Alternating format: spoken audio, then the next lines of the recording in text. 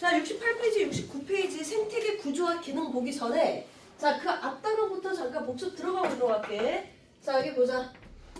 자, 동물과 식물, 생물을 이루는 가장 기본 단위가 뭐야? 세포. 세포. 자, 이 세포를 생물을 이루는 무슨 단위라고 얘기한다고? 구조적 기능이죠. 구조적, 기능적 단위다라고 표현을 해. 자, 다시. 자, 세포는 생물을 이루는 무슨 단위라고? 구조적, 기능적 단위이다. 외워야 돼. 자, 구조적으로도 기본 단위고 기능적으로도 기본 단위이기 때문에 구조적, 기능적 기본 단위를 우리가 세포로 본다는 거. 자, 세포들이 모이면 뭐가 돼? 자, 조직이 되겠지.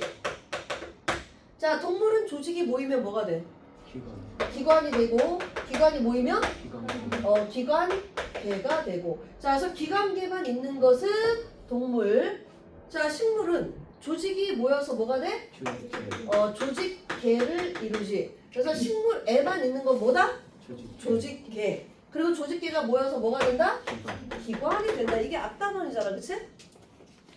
그래서 얘네들이 모여서 뭘 만들어? 개체. 하나의 개체가 돼. 자, 여기까지가 예전 단원이라고 말을 할 수가 있어. 자, 그러면 예를 들어서 자, 바나나, 사과, 배가 있어. 바나나, 사과, 배 모여서 과일 조직이 될 수 있니, 채영아?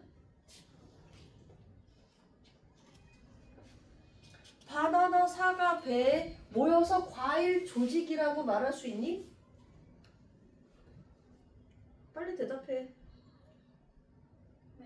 빨리 대답해줘. 될 수 있어, 없어?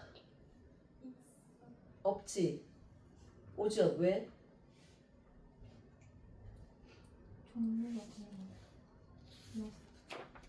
종류가 달라서?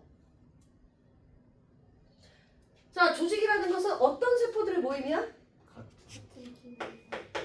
모양과 기능이 같은 세포들의 모임이야. 그래서 바나나, 사과, 배는 뭐가 틀려? 모양이 틀리잖아. 그러면 바나나들끼리 있어. 그러면 바나나 조직이라고 말할 수 있어? 말할 수 있는 거야. 배끼리 있어. 그럼 배 조직이 되는 거야. 그러니까 조직이라는 것은 그냥 세포들의 모임이 아니라 뭐라고? 모양과 기능이 비슷한 세포들의 모임. 오케이? 자, 그래서 뭐 울타리 조직 하면은 자, 울타리 세포들이 모여서 울타리 조직을 만들어주는 거야. 자, 물관 조직 하면 물관 세포들이 모여서 물관 조직이 되는 거야. 그래서 같은 모양과 기능이 같은 세포들의 모임이 조직이다. 이거 조금 신경 써줘야 돼. 자, 그 조직들이 모여서 하나의 기능을 수행하는 걸 뭐라 불러? 기관이라 불러주고, 자, 동물은 위, 간, 심장 이런 애들이 조직이 되는 거고, 자, 식물은 기관이 뭐가 있어? 꽃, 생식기관, 또 잎, 뿌리, 줄기. 자, 이런 애들이 바로 식물은 기관이 된다. 됐죠? 그러면 식물의 조직계에는 뭐가 있어? 관다발 조직계, 기본 조직계, 뭐 이런 식으로 존재를 하게 된다는 거. 그래서 실제로 이 식물의 이해시를 그 교재에 나온 대로 외워줘야 돼. 식물 이해시가 보통 많이 돼요.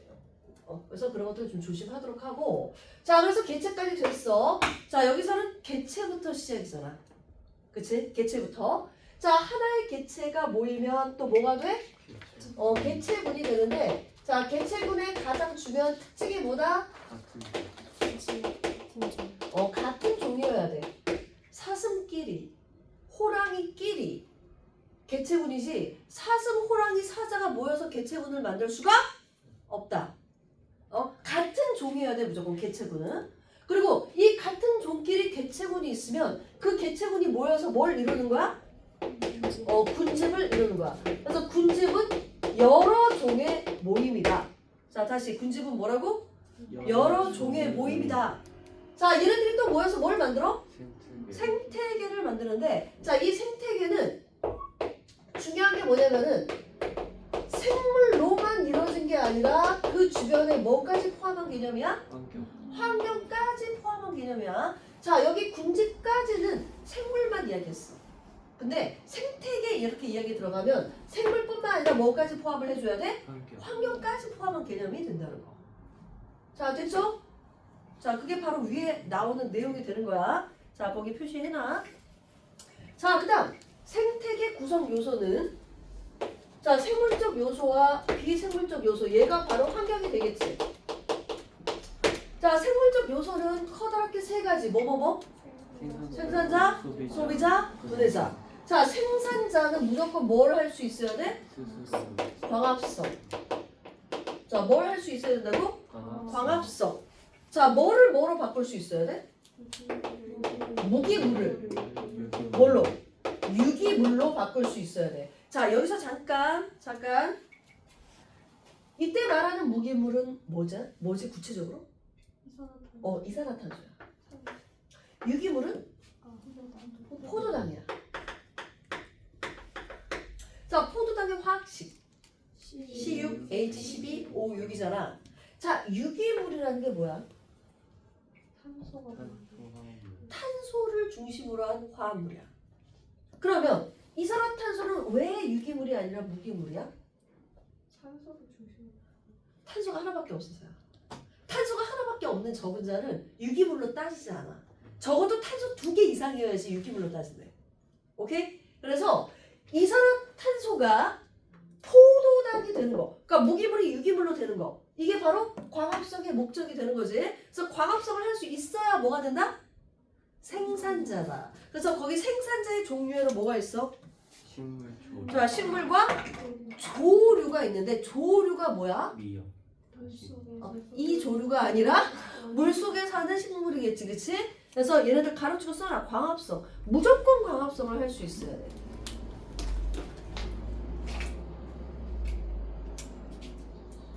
자, 그 다음 이 소비자는 생산자가 만들어놓은 유기물을 이용해서 생활하는 게 소비자고, 자, 나중에 분해자는 생산자하고 소비자의 사체와 배설물을 분해해서 살아나가는 게 분해자겠지, 그치?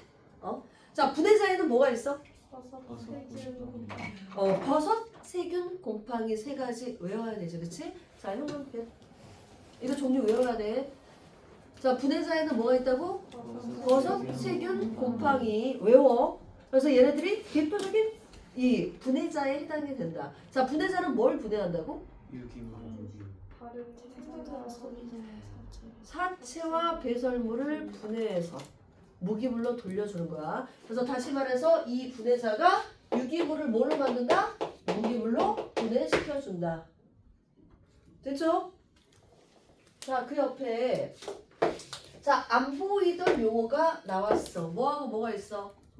독립 영양생물하고 종속 영양생물. 자, 독립 영양생물은 뭐냐면은 스스로 에너지를 합성할 수 있는, 다시 말해서 광합성을 할 수 있는 이런 뜻이잖아요. 자, 종속 영양생물은 스스로 에너지를 합성할 수 없는, 남이 합성해 놓은 영양분을 먹고 사는, 이게 종속 영양생물이야. 자, 우리는 독립이야, 종속이야? 우린 종속이지. 그래서 우리가 소비자, 자, 분해자 다 뭐가 되는 거야? 종속 영양생물이 되는 거고, 독립 영양생물은 뭐밖에 없어? 생산자 밖에 없어. 자, 만약 우리 피부에 염록체가 있다면 우리는 빛만 받아도 어떻게 돼? 살 수 있지. 굳이 먹지 않아도 되잖아. 먹을 필요가 없어져. 그러면 독립 영양생물이 되겠지만 우리는 염록체가 없는 관계로, 자, 무슨 영양생물이다? 종속 영양생물이다. 자, 무슨 소리인지 알겠어요? 자, 이 용어를 익혀놔. 옆에 사이드에 나오지? 자, 거기 표시. 자, 용어를 익혀줘야 돼. 자, 분해자에는 다시 뭐가 있다고? 구체적으로 뭐가 있다고? 버섯, 세균, 곰팡이. 자꾸 외워. 자, 그 다음 오른쪽 페이지 볼게. 자, 생태계 구성 요소 간의 상호작용에서, 자, 너네 교재에 여기까지 나오기 때문에 요거 봐야 돼. 약간 틀어줘. 자, 여기 보자. 자, 비생물 요소가 환경이잖아. 자, 환경이 생물에게 영향을 주는 것을 뭐라 불러? 작용.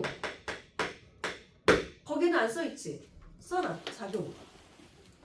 자, 학교 프린트는 나왔으니까 외워줘야 돼. 자, 반대로 생물이 자 환경에게 영향을 주는 것은 반작용. 그러면 생물들끼리 영향을 주는 것은 상호작용. 써줘.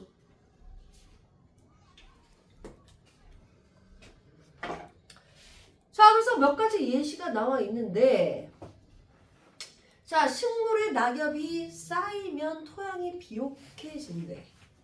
자, 이거는 작용이야, 반작용이야? 반작용이지. 생물이 토양에게 영향을 줬잖아.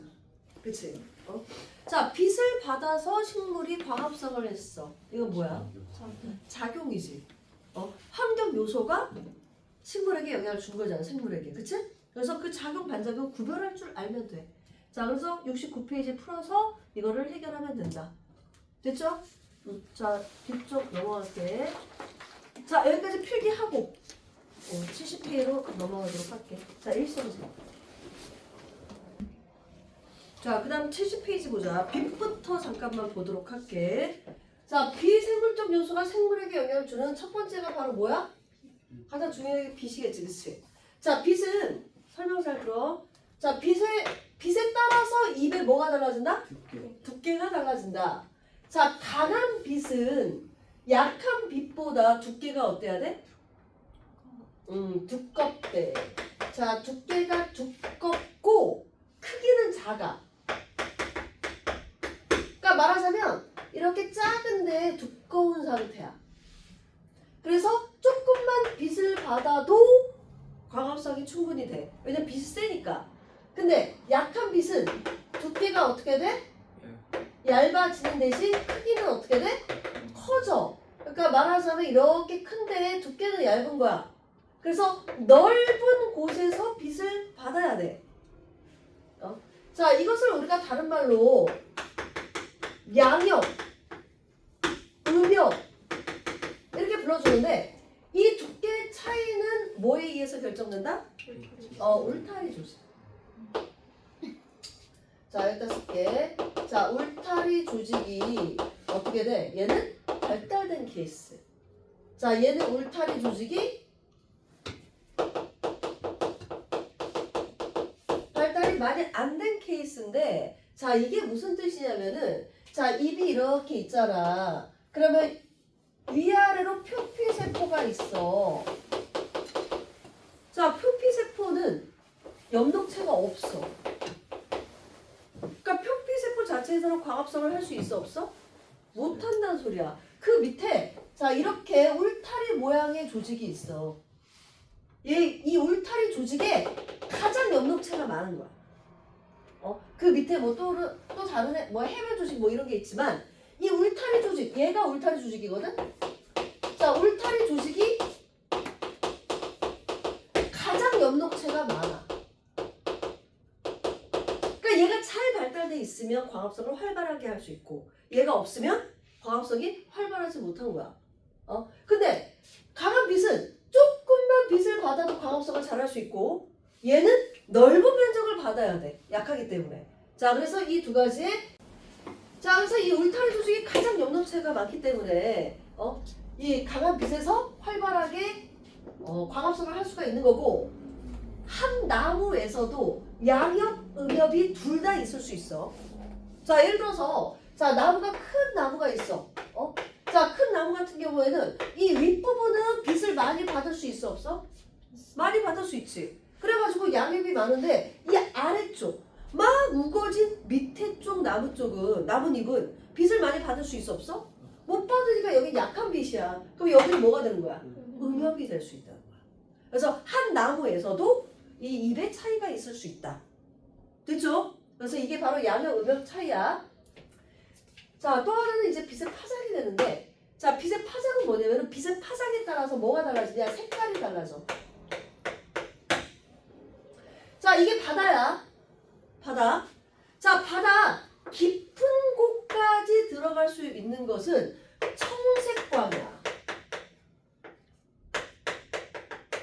자, 너네 빨주노초 파란 거 기억나지? 자, 빨간색의 파장이 길어? 보라색이 파장이 길어? 보라색. 빨간색이 파장이 길지. 자, 선생님이 그 보남파초 노죽발 이야기했던 거 기억나? 자, 이거 빅뱅에서 스펙트럼 나오잖아. 빨간색, 파란보 할 때 빨간색이 파장이 제일 길기 때문에 자, 파장이 긴 거야. 자, 얘는 짧은 거야. 그래서 과학에서는 빨주노초 파란보라고 이야기하지 않는다. 뭐라고 이야기해야 돼? 보남파초 노죽발이야. 보라색이 시작이야. 보라색이 가장 파장이 짧고 그 다음 빨간색이 가장 파장이 길어. 자, 이건 알고 있어야 돼. 자, 그래서 자, 밑에 깊이 들어가는 것은 무슨 광이라고? 청색광이야. 그러면 청색광은 파장이 짧은 빛이야? 파장이 긴 빛이야? 파장이 짧은 빛이야. 파장이 짧을수록 깊이 들어갈 수 있어. 자, 그러면 청색광을 흡수할 수 있는 것은 파란색, 말하자면 색깔이 파란색이야? 아니면 빨간색이야? 어떤 색깔이 얘를 흡수하기 좋아? 빨간색이 흡수를 하기 좋아. 그러니까 말하자면 이 청색광을 파란색, 말하자면 녹색이라든지 파란색이야. 그러면 이 녹조류는 녹색만 반사하는 애야. 나머지는 흡수하고. 그러면 이 청색광은 얘가 만약 청색이야. 그러면 청색을 반사한다는 소리거든? 그럼 얘는 이 청색을 흡수를 할 수가 없어. 그래서 이 식물의 특징이 뭐냐면은 반대되는 색깔을 잘 흡수해. 반대되는 색깔. 그래서 파란색이 이쪽이기 때문에 얘와 반대되는 색깔이 뭐야? 빨간색이야. 그래서 가장 깊은 곳은 홍조류가 존재를 한다. 자, 가장 깊은 곳에 홍조류, 빨간색. 빨간색 조류가 있다는 것은 무슨 색을 흡수를 잘한다는 뜻이야? 파란색을 흡수를 잘한다는 뜻이 된다는 거. 자, 그래서 여기 홍조류가 되는 거고, 자, 중간은 갈조류, 가장 위는 녹조류야. 그러면 이 녹조류가 흡수를 잘하는 색깔은 무슨 색이야? 빨간색 빛이야. 적색광. 자, 적색광은 파장이 가장 길기 때문에 짧은 데까지밖에 못 들어가. 자, 그래서 가장 깊숙한 곳은 빨간색 빛을 흡수를 못하는 홍조류가 존재를 한다. 자, 이거 반드시 알고 있어야 돼. 자, 그래서 이거 순서 외우는 방법은 녹갈홍. 뭐라고? 녹갈홍. 자, 홍조류가 흡수하는 빛은 뭐다? 정색광이다. 정색광은 파장이 길어 짧아? 짧은 게 깊이 들어간다. 외워주면 돼. 자, 요거 하나 더 들어가 있더라고. 그래서 알아두도록 하고. 자, 그 다음 1조 시간. 자, 너네 장일식물, 단일식물 기억나지? 작년에 배웠던 거. 자, 장일식물, 단일식물 둘 다 낮과 밤에 대한 이야기인데, 자, 여기 설명. 자, 전체 24시간이야. 낮은 몇 시간이야? 12시. 12시간. 이건 낮. 밤은 몇 시간? 12시간. 이게 봄과 가을이야. 근데 여름은 낮이 12시간보다 기니까 밤이 12시간보다 짧은 거지. 겨울은 밤이 12시간보다 길고 낮은 12시간보다 짧은 거지. 그치? 그럴 때 장일식물이라고 얘기하는 것은 겨울에서 여름으로 가는 중간. 겨울은 밤이 길어. 근데 여름은 밤이 짧아. 그치? 그 가는 중간. 자, 단일식물은 뭐냐? 여름에서 겨울로 가는 중간. 밤이 짧았는데 밤이 길어지는 시점. 그때 피는 꽃들을 얘기해 주는 거야. 자, 이럴 때 중요한 건 지호야. 낮이 아니라 밤이야. 뭐가 중요하다고? 밤이야. 자, 밤을 우리가 다른 말로 뭐라 불러? 암기. 암기가 중요해. 자, 암기가 인계 시간보다 짧다라고 얘기하는 것은 뭐냐면은 12시간보다 짧을 때 피는 꽃. 이게 장일식물. 이런 애들이 보통 봄에 피는 꽃들이야. 자, 암기가 임계 시간보다 길다 하는 것은 뭐야? 12시간보다 긴 거. 이러면 뭐가 된다? 단일식물이 되는 거고, 단일식물은 가을에 피는 꽃. 예를 들어 국화 뭐 이런 애들을 이 얘기를 한다. 자, 그리고 요거 1학년 때 문제 봤을 때, 자, 이거 기억나냐? 자, 이게 낮이고 얘가 밤이야. 자, 그래서 암기가 이렇게 되어 있어. 자, 그럴 때 피는 꽃이 뭐라고? 단일식물이야. 근데 그때 폈던 꽃이 밤 중간에 잠깐 성광을 비쳤어. 빛을 비쳤어. 그러면 꽃을 펴, 안 펴? 안 펴. 자, 이 전체적인 가운데에서 중간에 빛을 비춰버리면 이 암기 시간이 어떻게 되는 거야? 짧아져 버리는 거야. 그러면 자, 얘가 없었을 때 피는 꽃은 얘가 있으면 꽃을 핀다, 안 핀다? 안 핀다. 기억나지? 이게 제일 어려웠던 문제였어. 자, 이게 바로 자 1조 시간에 대한 부분이다. 됐죠? 네 번째, 자 빛의 세기. 이건 너네가 처음 듣는 거니까 설명 잘 들어봐. 식물은 언제 호흡해? 자, 식물은 언제 호흡해?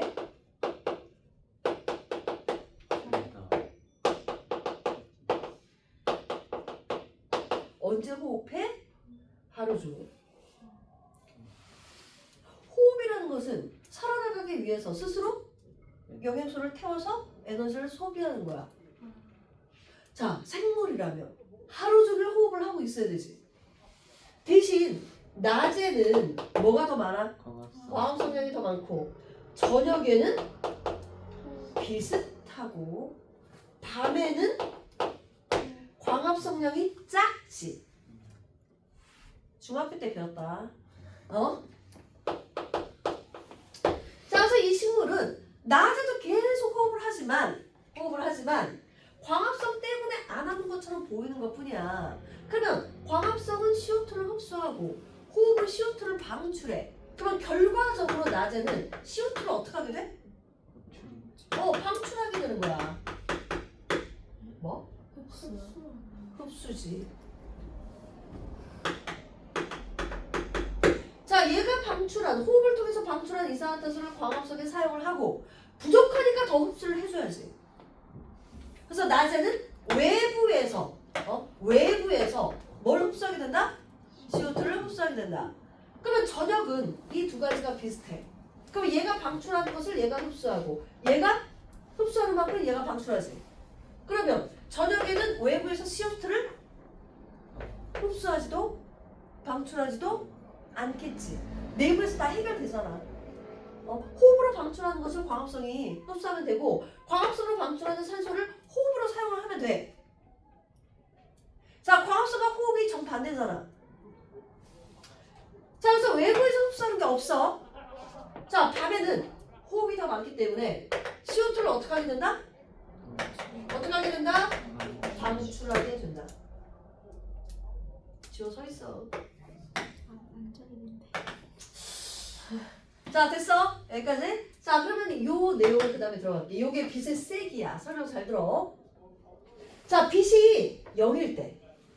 자, 빛이 0일 때 식물은 뭐만 한다? 호흡만 한다. 그치? 자, 빛의 세기가 0일 때는 이 식물은 호흡만 해. 그러면 이때 방출하는 이 CO2의 양이 이 식물에 뭐가 되는 거야? 이 식물에 뭐가 되는 거야? 호흡량으로 결정이 된 거야. 자, 언제 알 수 있다고 우리가 호흡량을? 빛의 세기가 0일 때. 자, 빛의 세기가 0일 때 CO2 방출하는 요 양이 이 식물의 호흡량이야. 그 호흡량은 일정해. 됐나요? 근데 빛이 세짐에 따라서 그 일부를 뭐에 사용하기 시작해? 이상 광합성에 사용을 하기 시작하잖아. 그래서 방출하는 양이 점점점 줄어. 그러다가 흡수도 방출하지도 않은 이 시점이 생겨. 이때는 광합성량과 호흡량이 어떤 거야? 어떤 거야? 같은 거지. 같아서 흡수도 방출도 안 할 뿐이지 광합성을 안 하거나 호흡을 안 하는 건 아니지. 이해돼? 자, 그때 빛의 세기를 보상점이라 불러. 뭐라 부른다고? 보상점. 그때 빛의 세기. 자, 보상점 이상으로 빛을 쐬주니까 얘는 어떻게 하게 돼? 이산화탄소를 흡수를 하게 되네. 자, 그랬을 때, 자, 봐봐. 그랬을 때, 이 온도, 아니, 이 빛에서 흡수하는 CO2의 총량은 요만큼이다. 맞아? 아니지. 요만큼이지. 왜? 이만큼은 항상 어떻게 하고 있어? 써버렸으니까. 그러니까 말하자면 이 빛을 쐐기에서 광합성에 사용되는 이산화탄소의 총량은 호흡량까지다. 자, 이것을 뭐라 부르냐면은 총광합성량이라 불러. 자, 뭐라 부른다고? 총광합성량. 자, 사용하는 이산화탄소의 총량이야. 그 중에 이 호흡으로 항상 요만큼을 쓴단 말이야. 그럼 남는 건 얼만큼이야? 남는 건 요만큼이겠지. 요만큼만 이 식물에 저장이 돼. 자, 이것을 뭐라 부르냐면은 순광합성량이 아니라 순생산량. 뭐라 부른다고? 순생산량. 이거 외워야 돼. 요만큼 저장되는 거야. 자, 무슨 뜻이냐? 선생님이 100만 원을 벌었어. 100만 원을 벌었어. 그게 얼마가 되는 거야? 총광합성량. 100만 원 벌었는데 50만 원은 밥 먹는 데 썼어. 살아야 될 거 아니야. 그게 뭐가 되는 거야? 호흡량. 그럼 나머지 저축할 수 있는 건 얼마야? 50만 원인데 그 50만 원을 다 저축할 수 있니? 옷도 사고, 커피도 마시고, 뭔 소리인지 알겠어? 다른 거에 또 쓰는 양이 있겠지. 그걸 뺀 만큼 저금을 하겠지. 자, 순생산량에서 또 나머지 빠지고 생장량이 또 따로 있어. 알겠지? 이건 뒤에 또 나와. 자, 일단 여기서는 여기까지. 자, 이거 이해돼 안 돼? 되죠? 자, 그리고 봐봐. 얘가 증가하다가 더 이상 증가 안 하는 시점이 있지. 자, 더 이상 증가를 못 하는 시점이 있어. 자, 이때 빛의 세기를 광포화점이라 불러. 뭐라 부른다고? 광포화점. 왜? 광포화점이 왜 있어? 염록체가 한계가 있는 거지. 빛이 아무리 세도 흡수할 수 있는 양이 정해져 있겠지. 증가하다가 포화되는 지점. 이 존재한단 말이야. 그걸 뭐라 부른다고? 광포화점. 자, 광포화점하고 보상점은 뭐라고? 빛의 세기야. 자, 여기서 자, 한 가지 잠깐. 자, 광포화점은 생사의 갈림길이야. 봐봐. 이 보상점보다 약한 빛을 비추면 이 식물은 어떻게 될까?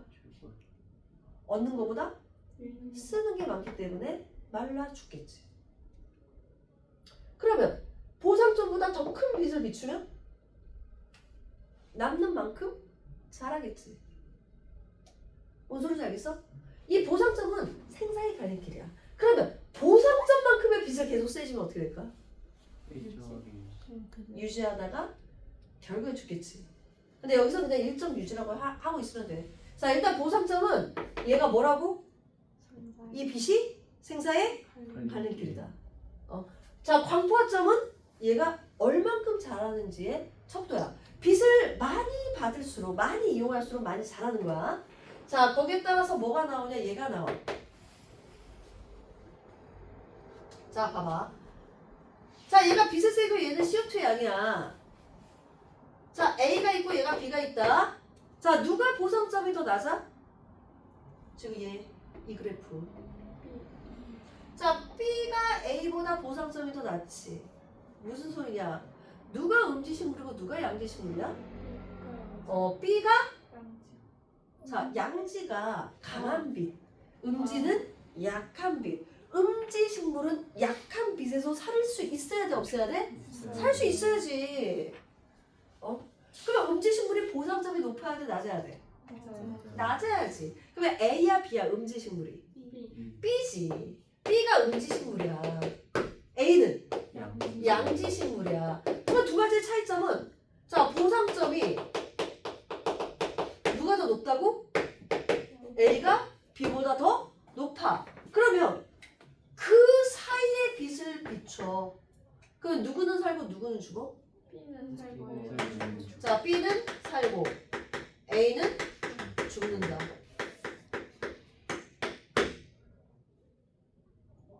됐어? 그러니까 음지식물은 뭐에 유리하냐? 약한 빛에 유리한 거야. 약한 빛에서도 살아나기 쉽다. 됐어? 자, 그러면 요 정도 빛을 비췄다고 하자. 그러면 A는 요만큼 남고 B는 요만큼 남지. 누가 더 잘 자라? A가 B보다 더 잘 자라겠지. 그러니까 양지식물은 더 강한 빛에서 더 크게 자랄 수 있는, 음지식물은 약한 빛에서 더 작게 자라는. 더 작게 자라도 살아있는 게 중요한 거지, 그치? 자, 그래서 음지식물하고 양지식물이 있어. 만약 음지식물을 양지에 놔도 죽지는 않지만 별로 좋지는 않아. 얘는 원래 약한 빛을 받는 애들이야. 오케이? 자, 이게 학교 프린트에 나오니까. 이건 옛날에 가르쳤던 내용이거든? 그래서 조금 자세한 내용이라 여기까지 필기를 먼저 할게. 자, 그 다음에 온도, 물, 공기를 좀 보도록 하자. 빛이 제일 어려웠어. 자, 온도를 볼게. 자, 여기서는 화력수 이야기가 먼저 나오고 있거든? 자, 너는 화력수가 뭐야? 자, 입이 넓은 게 화력수야. 화력수의 반대가 뭐야? 침엽수잖아. 그래서 이 화력수는 이 입이 넓기 때문에 겨울철에 얼기가 쉬워. 그래서 가을에 뭐가 생긴다? 낙엽으로 얘네들을 일부러 떨어뜨린다. 얼지 않게 하기 위해서. 얼면 안 되거든. 얼면 죽거든. 자, 그래서 거기 표시 화력수는 가을이 되면 낙엽을 만든다. 자, 그 다음 추운 지방에 사는 포유류는 몸의 말단부가 작고 몸집이 크다. 이건 알지? 자, 그럼 뭐 고위도로 갈수록 침엽수, 툰트라 뭐 이런 식으로 분포를 하는데, 자, 위도에 따른 뭐하고 뭐의 차이다? 기온과 강수량 차이다. 거기 줄. 자, 개구리와 뱀은 온도가 낮아지면 뭐 한다고? 결정. 70페이지. 온도야, 온도. 빛밖에 안 했어 지금. 자, 그래서 겨울잠을 자서, 자, 겨울에 여러 가지 뭐 먹이가 부족하다든가 온도가 낮아가지고 물질 대사가 적어진다든가 이런 상황을 대비할 수 있다. 자, 됐죠? 자, 얘는 이걸로 끝. 자, 물. 자, 물이 부족한 곳에서는 식물이 뭐가 발달돼 있다고? 저수 조직. 자, 거기 표시. 자, 물을 저장해 놓는 저수 조직이 발달해 있다. 자, 그럼 물에 사는 불의 옥잠은 뭐가 발달돼 있대? 공기 주머니. 공기 주머니. 거기 표시. 그리고 또 파충류 같은 애들은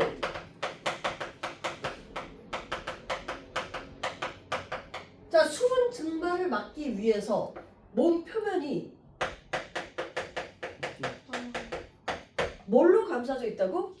키틴질로 감싸져 있다. 기억나? 자, 키틴질 또는 비늘. 비늘? 비늘로 감싸져 있다.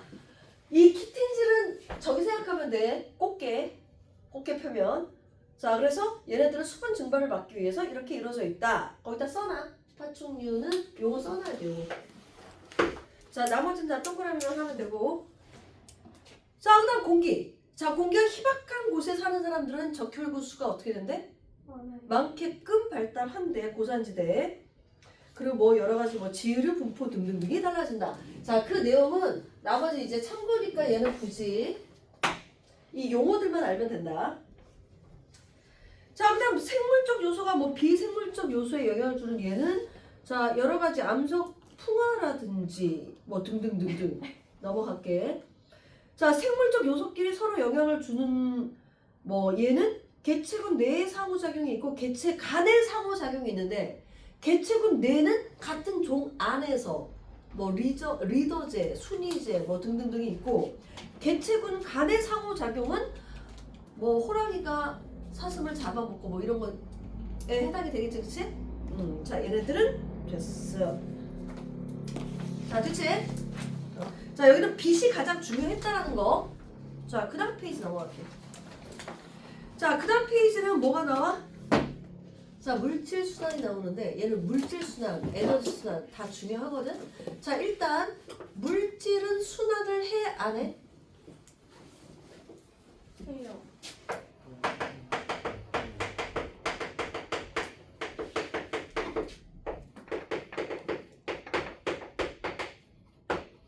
자, 여기 봐봐. 자, 여기서 말하는 물질은 어떤 물질일까? 탄소, 산소, 유기물, 무기. 아니, 탄소와 질소. 탄소 순환 따로, 질소 순환 따로야. 자, 그래서 이 탄소하고 질소의 순환을 여기서 뭐라고 이야기한다고? 물질 순환. 자, 얘네들은 순환이 돼, 안 돼? 돼요. 돼. 물질은 순환이 돼야 돼. 여기에서 계속적으로 돌아다녀야 돼. 자, 에너지는 순환이 돼, 안 돼? 안 돼. 그래서 반드시 공급되는 애가 있어야 돼. 순환이 안 되기 때문에. 그 공급되는 애가 뭐야? 태양 에너지. 태양 에너지. 그래서 태양 에너지에 의해서 받는 거지 순환은 되지 않고 물질은 순환을 한다. 그 다음 내용이 요거거든. 근데 이 물질 순환 탄소하고 질소. 너네 질소를 안 배웠거든 작년에? 굉장히 좀 중요해. 용어가 좀 많기 때문에 자 이거 설명을 들어갈 테니까 잠시 일시정지. 자 여기 보자. 자 탄소 순환하고 질소 순환 이 두 가지 정확하게 용어 익혀놔야 돼. 자 일단 1학년 과정하고 연결을 잠깐 시켜볼까? 자 탄소가 네 가지 권에서 어떻게 존재하지? 건에서 이상. 자 이거 외워야 되지? 자 기권에서는 산소, 가장 중요하게 이산화탄소 또 있다. 메테인. 자 다시 기권에서는 어떤 형태? 이산화탄소, 메테인. 1학년 때 배우는 거잖아. 통합각. 자 수권에서는 자 얘도 두 가지. 자 탄산 이온과 또 뭐야? 탄산 수소 이온. 자 다시 수권에서 존재하는 형태가 뭐라고? 탄산 이온 또는 탄산 수소 이온 물에 녹아서. 자 직권에서 존재하는 형태는 석회암. 자 석회암 화학식은 CaCO3. 자 다시 석회암 화학식은 CaCO3. 그리고 또 화석 연료. 생물권에서 존재하는 형태는 유기물. 자 탄수화물, 단백질, 지방과 같은 유기물. 자 다시 자 기권에서 존재하는 형태가 수권에 존재하는 건 탄산이온, 탄산수이온. 그 다음 직권에 존재하는 형태가 석회암과 화석 연료. 화석 연료에는 뭐가 있어? 석유, 석탄, 천연가스. 그 다음 생물권에 존재하는 형태가 유기물. 이 중에 지구에서 제일 많이 존재하는 형태는? 제일 많이 존재하는 형태. 현재. 자 현재 지구에서 탄소는 어디에 제일 많아? 이산화탄소? 아니요. 그러면 우리는 이미 죽었어. 뜨거워서. 어디에 많아요? 석회암. 여기 얼마 있어? 99.9% 이상이야. 99% 이상 지금 뭐 형태로 존재한다고? 석회암 형태로 존재하는 거야. 자 이거는 과거, 지구의 과거 때문이잖아. 그러니까 말하자면 지구가 있으면 금성과 화성이 있지. 금성하고 화성은 대부분의 대기가 뭐야? 이산화탄소야. 근데 지구만 이산화탄소가 0.03%야. 거의 없어. 그 이유가 뭐 때문이야? 요거 때문이죠, 요거.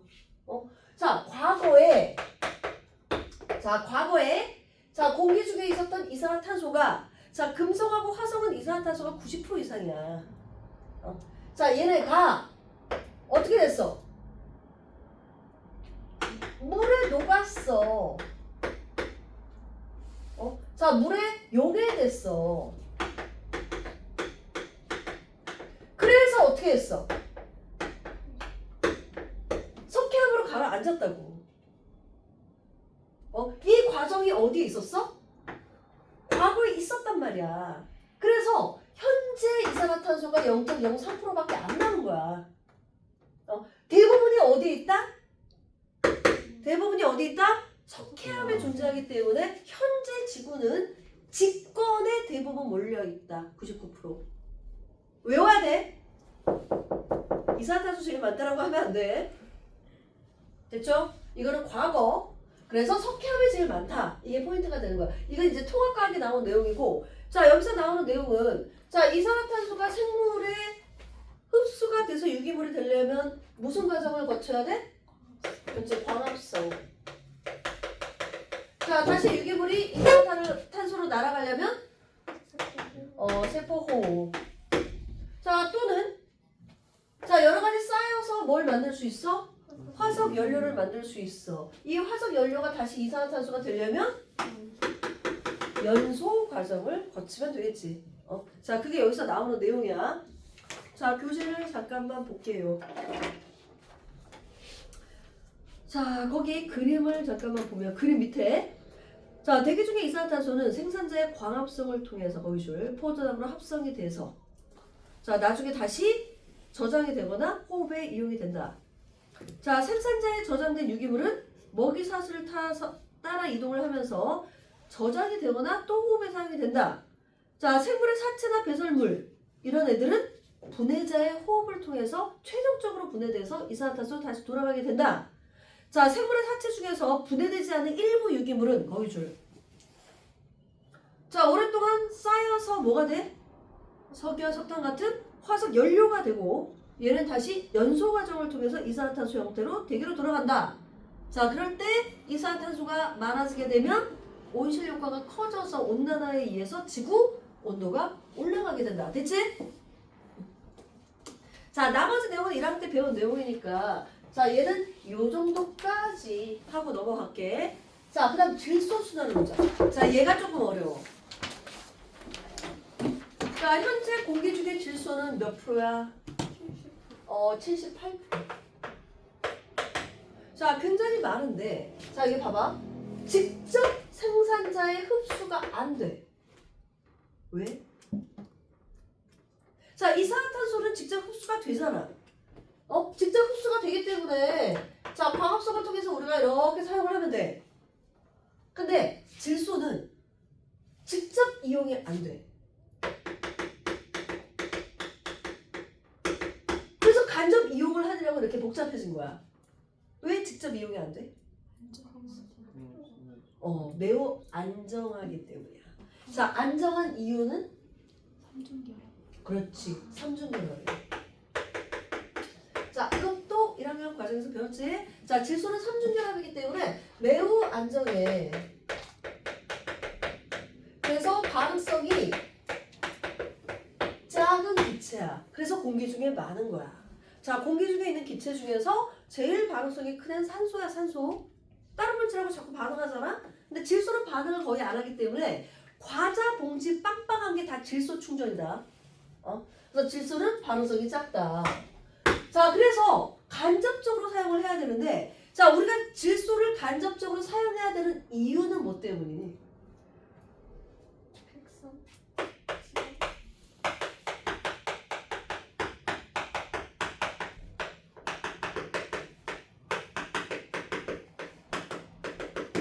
자 이 질소가 자 뭐의 주성분이기 때문이야? 단백질과 핵산의 주성분이야. 자 단백질의 구성 원소는 뭐야? CHON. 핵산은? CHONP까지야. 통합과학에서 배웠지. 좀 전에 통합과학 애들 요거 배웠다. 다시 단백질의 주 원소가 뭐라고? CHON. 핵산은? CHONP. 자, 단백질과 핵산의 주성분이기 때문에 아주 중요하다고 말을 할 수가 있지. 그래서 반드시 합성을 해야 되는데 직접 이용이 안 되기 때문에 간접적인 방법을 사용할 수밖에 없어. 자, 첫 번째 방법이 뭐냐? 질소 고정 과정을 통해서 질소를 뭘로 바꾼다? 암모늄 이온으로 바꾼다. 누가? 세균이. 자, 질소 고정 세균이 있어. 세균. 자, 세균하고 바이러스 차이점.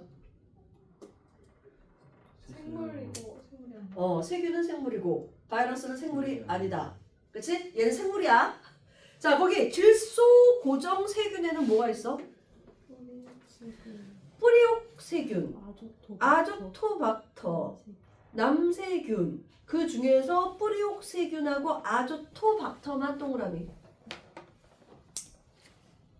자, 뿌리옥 박테리아 많이 들어보지 않았어? 식물 뿌리 혹에 살아. 근데 주되기 옆에 사이드 봐봐. 콩가식물. 자, 너네 콩가식물이 콩이잖아, 콩. 콩은 식물성 단백질을 만든다. 기억나? 이것 때문이야. 그래서 얘는 주되게 콩가식물 뿌리에 존재하는 세균인데 걔네가 공기 중에 있는 질소를 뭘로 만들어줘? 암모늄 이온으로 바꿔줄 수가 있어. 이렇게 고정을 시키는 거야, 땅에. 그걸 뭐라 부른다고? 질소 고정. 자, 시켰어. 그러면 이 질소 고정한 이 암모늄 이온을 물과 함께 뿌리에서 흡수를 할 수가 있어. 이렇게 할 수도 있고 또 암모늄 이온을 질산 이온으로 또 바꿀 수가 있어. 자, 이 질산 이온으로 바꾸는 과정은 뭐라 부른대?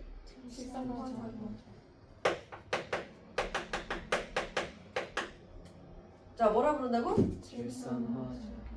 자, 질산화 작용.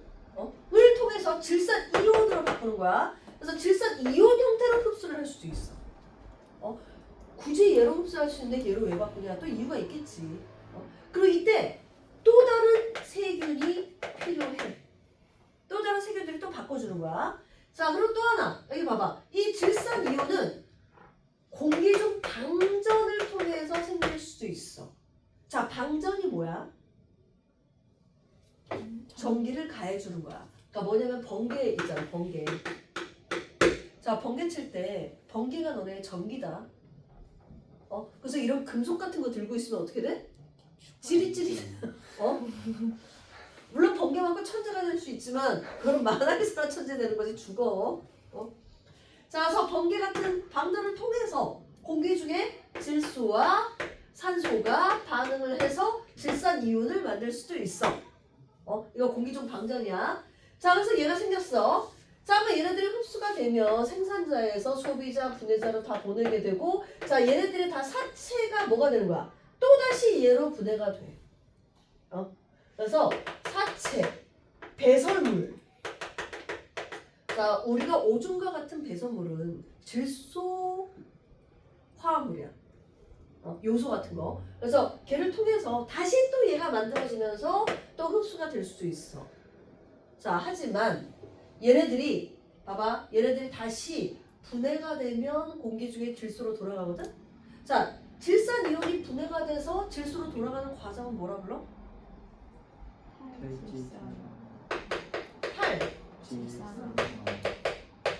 자, 탈질산화 과정. 얘도 또 누가 필요해? 또 다른 세균. 자, 이때 세균 따로, 이때 세균 따로, 이때 세균 따로. 같은 세균 아님. 오케이? 이 세균들이 도와주면서 다시 되돌아가면서 공기 중에 있는 질소가 일정하게 유지가 될 수 있다. 됐죠? 자, 그 과정이야. 자, 이거 알고 있어야 돼. 자, 일단 질소 고정 과정이 뭐가 뭐로 변하는 거라고? 질소가 암모늄 이온. 자, 질산화 작용은 암모늄이 질산 이온으로. 그 다음 탈질산화 작용은 질산 이온이 다시 공기 중에 질소로 돌아가는 과정. 자, 그리고 거기 질소 동화 작용도 있다. 자, 질소 동화 작용은 뭐야? 암모늄 이온이나 질산 이온이 뭘로 바뀌는 거야? 단백질이나 핵산으로 바뀌는 과정. 자, 이름 다 표시했니? 형광펜. 이름 외워야 돼. 자, 얘네가 지금 무슨 과정에 의한 건지 얘는 외워야 돼, 지금. 자, 그래서 밑에 다시 한번 정리가 돼 있다. 질소 고정 과정, 질산화 작용, 탈질산화 작용. 자꾸 중요하니까 나오겠지, 그치? 자, 여기까지 정리하고 그 다음 내용으로 들어갈게요. 일정이. 자, 요거 하나만 좀 더 신경 쓰자. 자, 식물 군집에 있는 자, 유기물의 생산과 소비에 대해서 지금 나온 건데 요거를 좀 잘 봐야 돼. 자, 총광합성량을 여기서 뭐라 불러? 총생산량 가르치고 써라. 총광합성량. 자, 전체 벌어들인 소득이란 말을 할 수가 있어. 전체 벌어들인 거야. 총생산량. 자, 그 중에 일부를 어떻게 한다고? 호흡으로 써야 되고, 나머지 남는 게 뭐야? 순생산량, 순이득. 근데 그 중에서 먹히는 게 있고, 피식량, 고사낙엽량. 자, 고사는 말라 비틀어지고 떨어지는 양이 있고, 나머지가 뭐에 사용된다? 성장에 사용이 된다. 자, 그러면 이 성장량, 자, 교재에서는 생장량이라고 나오는데 그건 작년까지는 생장량이었어. 식물의 생장량. 자, 여기서는 성장량. 자, 성장량을 구하는 방법은? 자, 최종적인 성장량을 구하는 방법은? 자, 총 생산량에서 뭘 뺀다? 자, 호흡량. 자, 여기 호흡량. 빼고 뭐도 빼야 돼? 피식량도 빼야 되고 뭐도 빼? 고사낙엽량을 다 빼게 되면 뭘 구할 수 있다? 성장량을 구할 수 있다. 이게 포인트야. 됐지? 용어 중심으로 익히면 돼. 자, 그 다음 밑에 에너지 흐름을 보자. 자, 에너지는 순환을 해? 안 해? 안 한다라고 얘기를 했어. 그래서 반드시 태양에 무슨 에너지가 필요하다? 빛 에너지. 자, 태양은 빛과 열이 있었잖아. 이 빛 에너지, 열 에너지 따로따로 같은 거 기억나? 자, 빛 에너지가 유기물의 무슨 에너지? 화학 에너지. 여기 비춰줘. 네. 그리고 결론적으로 호흡에 의한 뭘로 빠져나간다? 열 에너지로 빠져나간다. 그치? 자, 그리고 여기서 에너지 효율을 구하는 방법은 전 단계 분의 현 단계 곱하기 100. 기억나죠? 자, 그리고 먹이 사슬을 잠깐만 보면, 자, 태양 에너지를 누가 흡수해? 생산자가 흡수해. 그러면 일부는 또 뭘로 나가? 호흡에 의한 열 에너지로 나가고, 일부는 소비자에게 전달되지. 그 다음 또 일부는 뭘로 나가? 호흡으로 나가고, 자, 최종적인 것은 다 또 누구한테 가? 분해자로 가서 분해자가 또 다시 호흡에 의해서 나가지? 그러면 이 총호흡량이 총호흡 열 에너지가 생산자가 흡수하는 에너지와 일치하면 돼. 그러니까 태양 에너지 중에서 생산자가 흡수한 게 있지. 그게 얘네들이 방출하는 총호흡량과 어떻게 되면 된다고? 일치하면 된다. 다음 주 테스트에 낼 거야. 계산 문제. 왜냐면 이거 작년에 배운 거니까 더 자세하게 설명은 안 할게. 그리고 또 하나. 자, 먹이 사슬을 타고 갔을 때, 자, 에너지의 양은 증가해 감소해? 전달되는 에너지량 감소해. 근데 에너지 효율은 증가한다. 자, 이건 중요하겠지. 자, 뒷페이지 넘어갈게. 자, 생태 피라미드 여기 표시. 자, 생태 피라미드는 에너지 피라미드, 개체수 피라미드, 생체량 피라미드. 자, 생체량 표시. 자, 생체량이 뭐야? 옆에 사인돼 있어. 현재 그 집단이 가지고 있는 유기물의 총량, 생체량. 뒤에서도 용어 나올 거기 때문에 알아둬야 돼. 자, 나머지는 뭐 생태계 파괴 깨지면 다시 유지가 된다. 이건 다 알잖아. 넘어갈게. 자, 그리고 생태계 파괴 요인 중에서 자연재해 말고 인위적 요인에서 가장 크게 차지하는 게 뭐다? 학살? 아니, 거기 나오잖아. 외래 생물의 유입, 그리고 서식지 파괴, 화석 연료의 과다 사용 및 환경 오염, 기후 변화 중에서 가장 크게 영향을 주는 인위적 요인이 뭡니까? 그치, 서식지 파괴였어. 거기 표시. 이거 1학년 때 배운 내용. 자기 맘대로 만들어내는 거 아닙니다. 알겠지? 서식지 분할 및 파괴가 있었잖아. 얘가 가장 크게 영향을 두고 그 밖에 뭐 외래 생물 유입 등등등. 됐죠? 끝. 자, 여기까지.